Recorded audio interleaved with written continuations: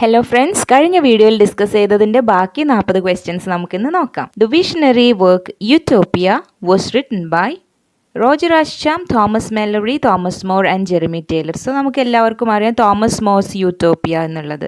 പക്ഷേ ഒരു എക്സാമിന് ഓപ്ഷനായിട്ട് ഈ തോമസ് മോറിൻ്റെ സ്പെല്ലിംഗ് തെറ്റിച്ചു തോമസ് മൂർ എന്ന് കൊടുത്തിട്ടുണ്ടായിരുന്നു.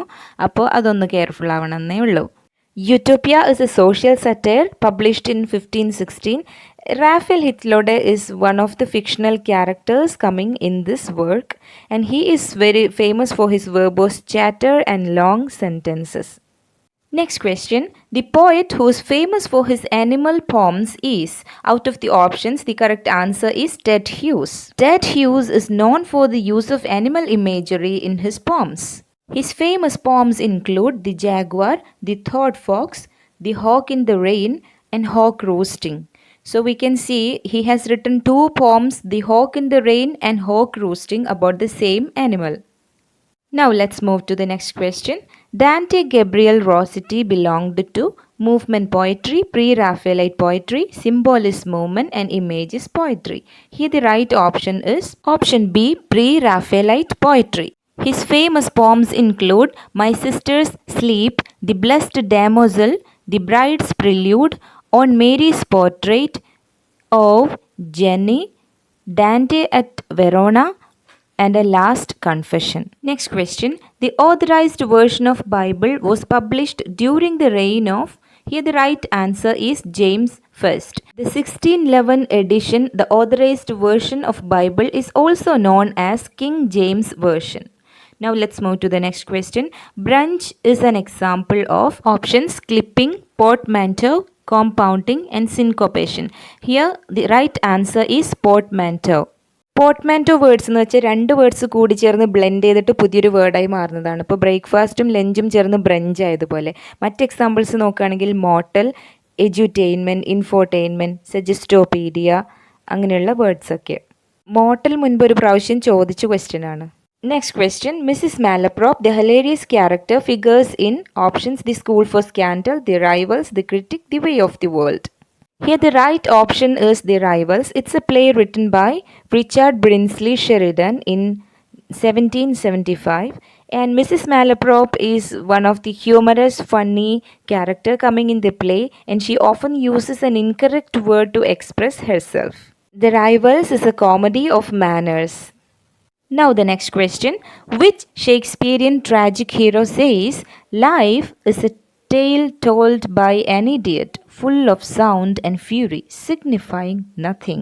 It's an often quoted and very famous line from Shakespeare's plays, and it's from the play Macbeth. Macbeth is the speaker, and he says so after he hears Lady Macbeth's death in Act 5 and Scene 5. Macbeth also says that life is but a poor player that struts and frets his hour upon the stage.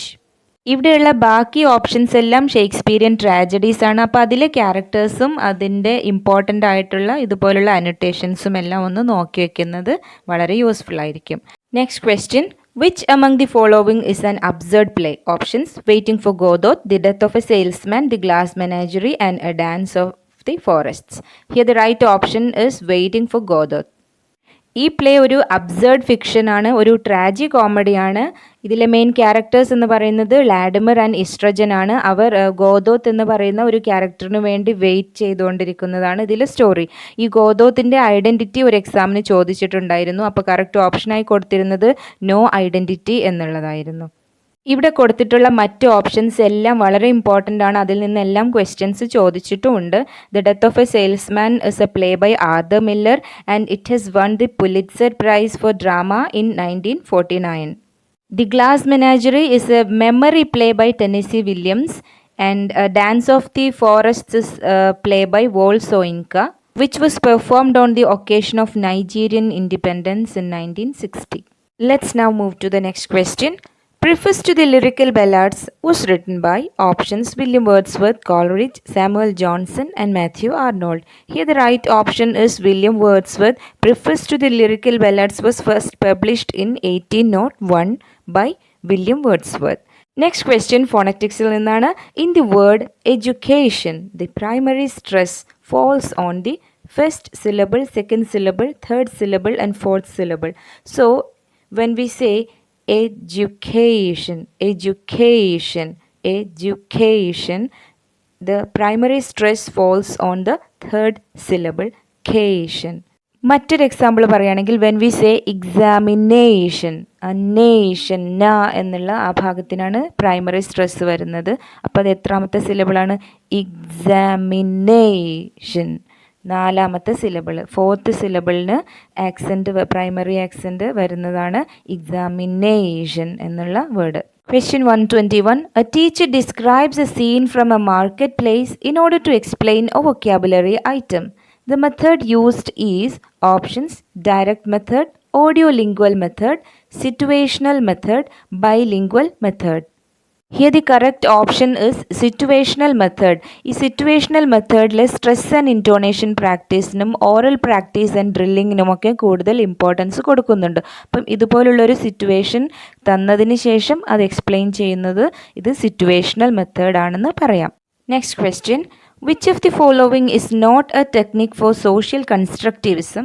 Options: lecturing, cognitive apprenticeship, scaffolding and cooperative learning. So we know the option lecturing is not a technique for social constructivism. Next question.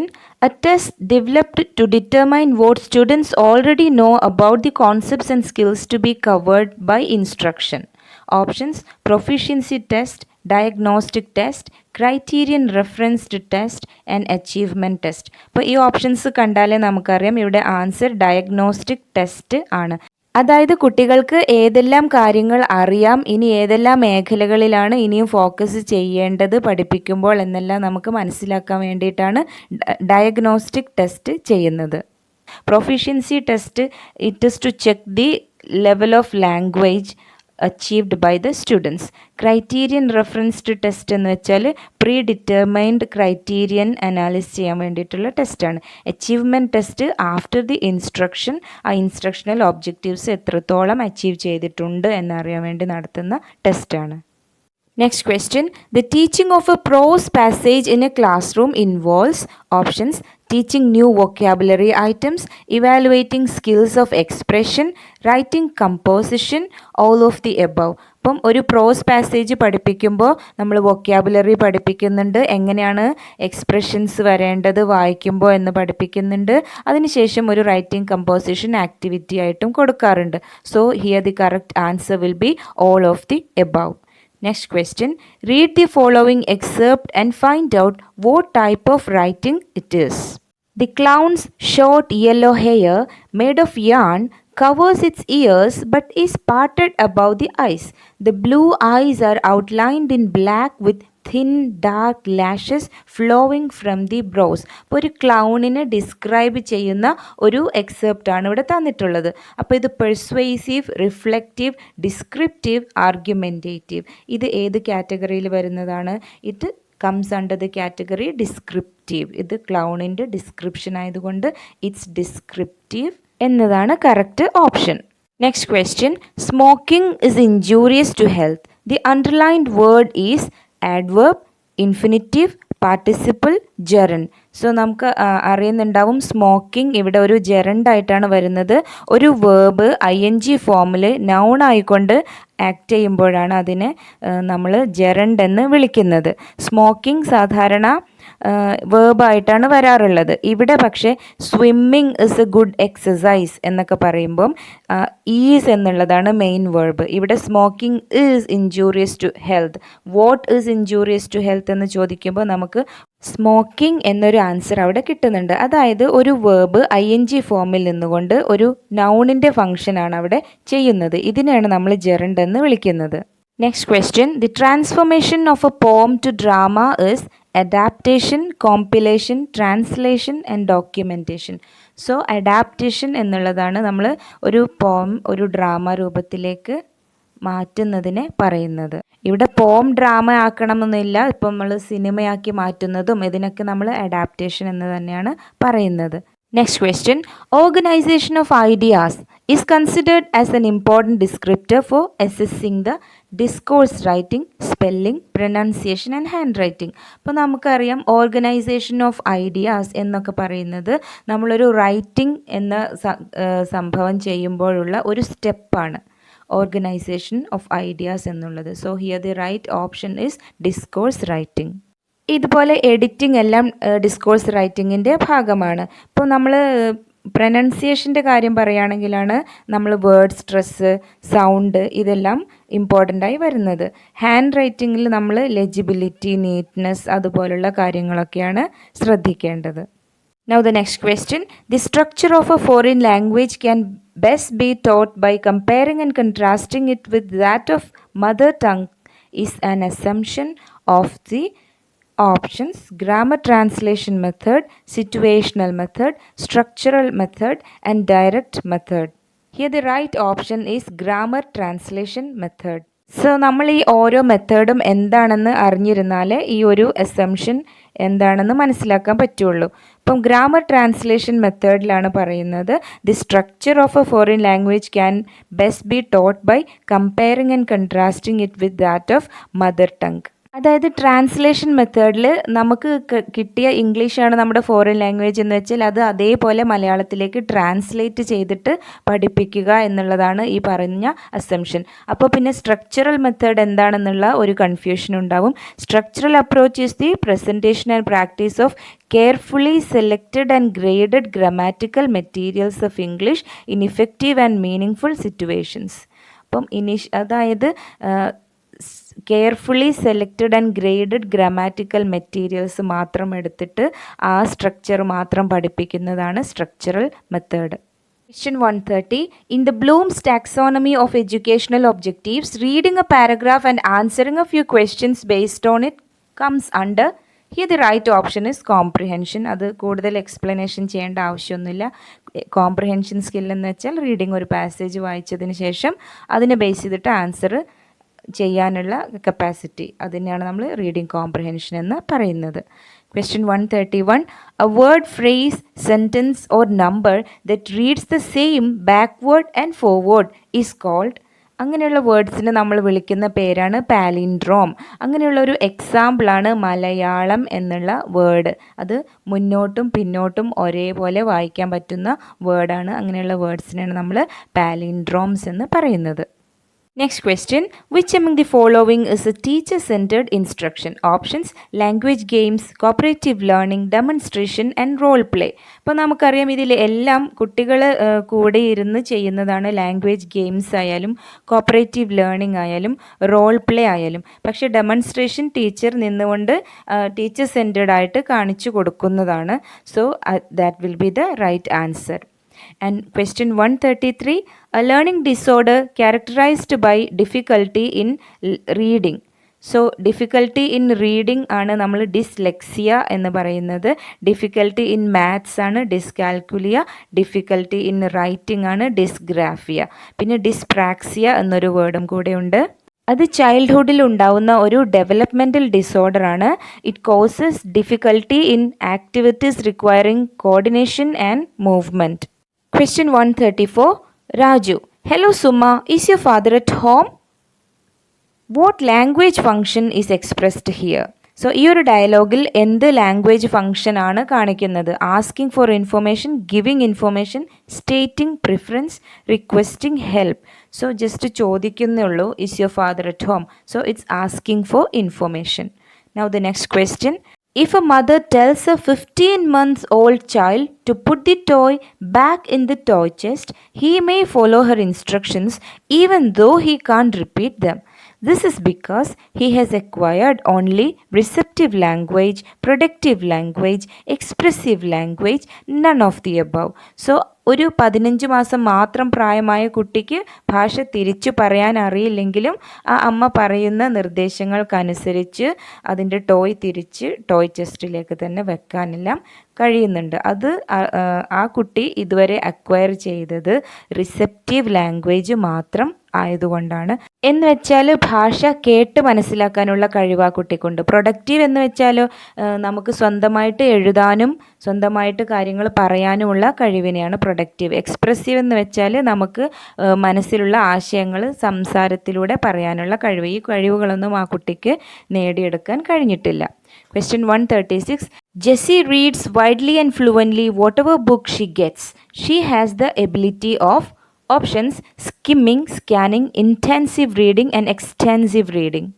Here the correct option is extensive reading. Extensive reading എന്ന് വെച്ചാൽ reading four pleasure എന്ന് പറയാം. ഏത് book കിട്ടിയാലും വളരെ സന്തോഷത്തോടുകൂടെ fluent ആയിട്ട് വായിക്കുന്നത് extensive reading ആണ്.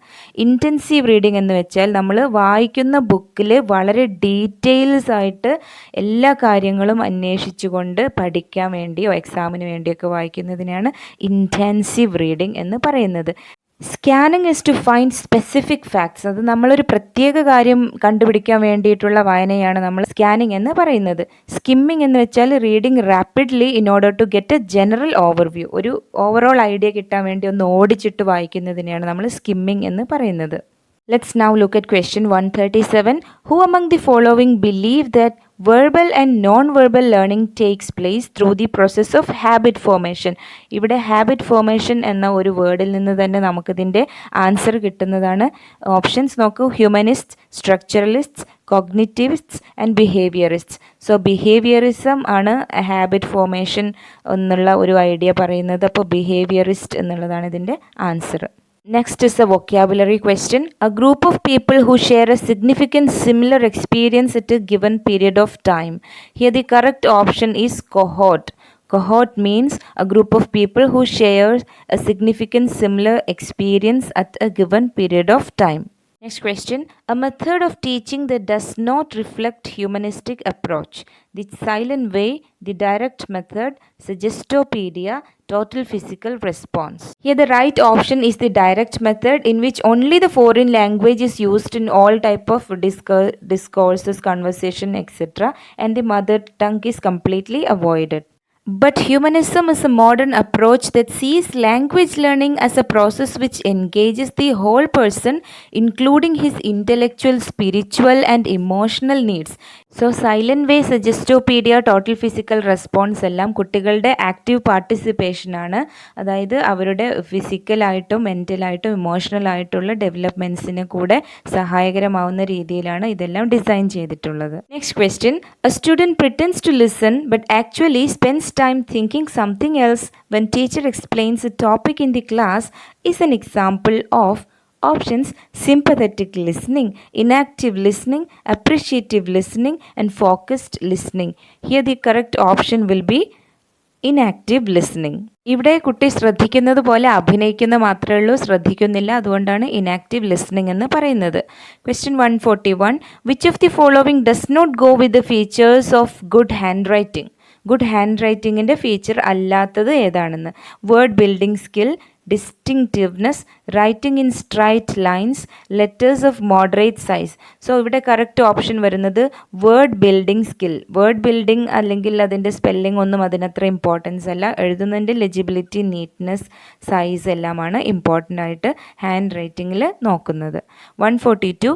Suggestopedia is a teaching method developed by. Here the right option is Georgy Lozanov. And question 143. Using correct stress and intonation patterns is a subskill of what? So paraphrasing, analyzing, speaking and listening. So നമ്മൾ സംസാരിക്കുമ്പോഴാണ് സ്ട്രെസ്സും ഇൻറ്റോണേഷനും ഒക്കെ വേണ്ടത്. So it's a subskill of speaking. Question 144. To improve reading comprehension, the students need reading skills like word decoding, word recognition, fluency, all of the above. So here the most appropriate option will be all of the above. Question 145. Alveolar plosives are options t, d, p, b, k, g, f, v. So alveolar plosives are t, d, where the tip of the tongue is the active articulator and the teeth ridge is the passive articulator. നാവിൻ തുമ്പ് കൊണ്ട് പല്ലിൻ്റെ ആ ഒരു റിഡ്ജസിൽ വെച്ചിട്ട് പറയുന്ന വേർഡ്സാണ് ട്, ഡ് എന്ന sounds. അതിനെയാണ് alveolar sound എന്ന് പറയുന്നത്. ബാക്കി ഓപ്ഷൻസ് പ് ബ് ബൈലേബിയൽ പ്ലോസീവ്സ് ആണ്, ഖ് ഗ വേലാർ ആണ്, ഫ് വ് ഫ്രിക്കേറ്റീവ്സ് ആണ്.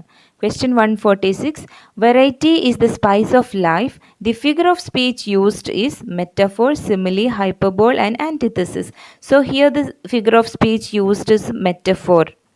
പോയറ്റിക് ഡിവൈസസ് ഒക്കെ പഠിച്ചു വെക്കുന്നത് നല്ലതാണ്. മെറ്റഫോർ, സിമിലി ഒരു ആസ് ഓർ ലൈക്ക് എന്ന് യൂസ് ചെയ്താൽ സിമിലിയാണ്, അതില്ലെങ്കിലാണ് മെറ്റഫോർ എന്ന് പറയുന്നത്. ഹൈപ്പർബോൾ എന്ന് പറയുന്നതിന് എക്സാമ്പിൾ പറയുകയാണെങ്കിൽ it was so cold I saw polar bears wearing hats and jackets. അതുപോലെ വളരെയധികം എക്സാജറേറ്റ് ചെയ്ത് പറയുന്നതിനെയാണ് നമ്മൾ ഹൈപ്പർബോൾ എന്ന് പറയുന്നത്. ആൻറ്റിത്തസിസ് എന്ന് വെച്ചാൽ two terms, phrases or ideas that contrast or have opposite meaning. അങ്ങനെയുള്ള വേർഡ്സ് അടുത്തടുത്ത് ഒപ്പോസിറ്റ് മീനിങ് ഉള്ള വേർഡ്സ് ഒരേ ലൈനിലൊക്കെ വരുന്നതിനെയാണ് ആൻറ്റിത്തസിസ് എന്ന് പറയുന്നത്. ഒരു എക്സാമ്പിൾ പറയുകയാണെങ്കിൽ too black for heaven and yet too white for hell. ഇപ്പോൾ ഹെവൻ, ഹെൽ, ബ്ലാക്ക്, വൈറ്റ് എല്ലാം ഒരുമിച്ച് വന്നു. ഇങ്ങനെയുള്ളതിനെയാണ് നമ്മൾ ആൻറ്റിത്തീസിസ് എന്ന് പറയുന്നത്. Next question. A language learning method based on the coordination of speech and action is community language learning, silent way, direct method or total physical response. ഇവിടെ question ശ്രദ്ധിച്ചാലേ അറിയാം coordination of speech and action എന്ന് പറയുന്നുണ്ട്. So the answer will be total physical response. Question 148. A teacher makes use of a host of examples to explain the concept of common noun and finally gives the definition. This is structural method, deductive method, inductive method, recitation method. So ആദ്യം ഒരുപാട് examples പറഞ്ഞതിന് ശേഷം പിന്നീട് common noun എന്താണെന്ന് പറയുന്നു. So അങ്ങനെ example non to unknown എന്ന concept follow ചെയ്യുന്നതിനെയാണ് നമ്മൾ ഇൻഡക്റ്റീവ് മെത്തേഡ് എന്ന് പറയുന്നത്. Next question. Which one of the following devices is based on stimulus response confirmation theory? So let's see the options. Substitution table, slide projector, language lab, interactive board. Here the correct option will be language lab, which is based on stimulus response confirmation theory. Question 150. The type of evaluation used to test every aspect of the learner's development. Options: continuous and comprehensive evaluation, summative evaluation, formative evaluation and classroom evaluation. So we all know that continuous and comprehensive evaluation ആണ് ഒരു കുട്ടിയുടെ എല്ലാ രീതിയിലുള്ള വികസനത്തെക്കുറിച്ചും പഠിക്കാൻ നമ്മളെ സഹായിക്കുന്നത്. So dear friends, it was a discussion of a previous question paper along with minimal explanations. Hope this video helps you. Keep learning and thank you for watching.